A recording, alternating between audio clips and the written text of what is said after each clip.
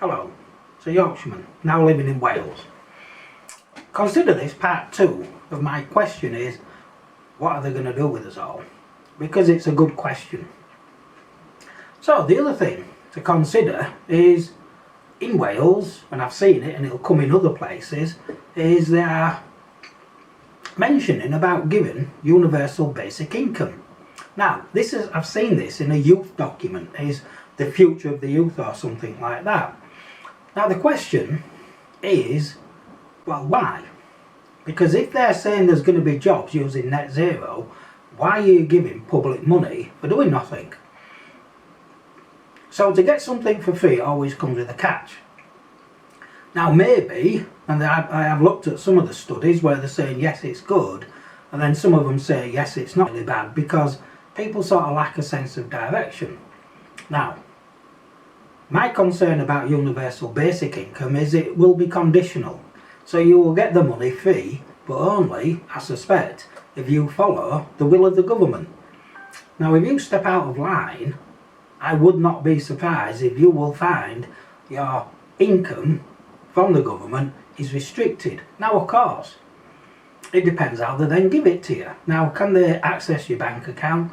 Will they be looking at how you spend it? Or will you have free will to spend it? Remember, this is mentioned in a youth document. Now, if of course there's all these jobs they're going to promise and it's going to be £1 billion net zero market, why are you saying that people should have jobs, should get universal basic income? So it doesn't really make any sense. If you're saying there's lots of jobs, which is what you're saying, why are you going to give universal basic income? And why don't you just give it to people, you know, who might actually need it?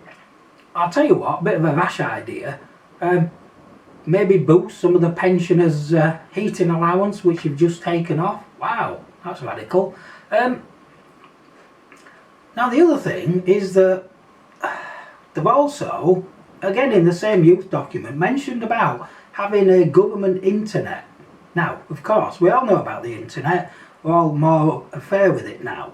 And what happens is if you step out of line, even on what's supposed to be private social media, one of the things, you know, it could be any channel, is you will get your feed cut, you will get shadow banned, which is where posts are restricted. You might even not be able to post or anything like that. And it's the same on quite a few which are more linked to governments, and we've seen this during sort of bits of lockdown and the rest of it. And if you read a lot like me, or you look at different countries, and I think one of them is, I can't remember where it is now, but basically they banned certain social media companies, so everybody's getting a VPN. Now they're trying to ban VPNs. Now just imagine having a government run internet. They will spy on you, they will look at you, they will control everything you do. And of course, if you step out of line, they will cut the feed off. This sounds very similar, these two things, to what let's see, which country could it be? China, they do a little bit of that. But I'm going to do two things at a time, I think. Hopefully, you've had things to think about. Remember, the question I'm asking in these series is what they're going to do with us all.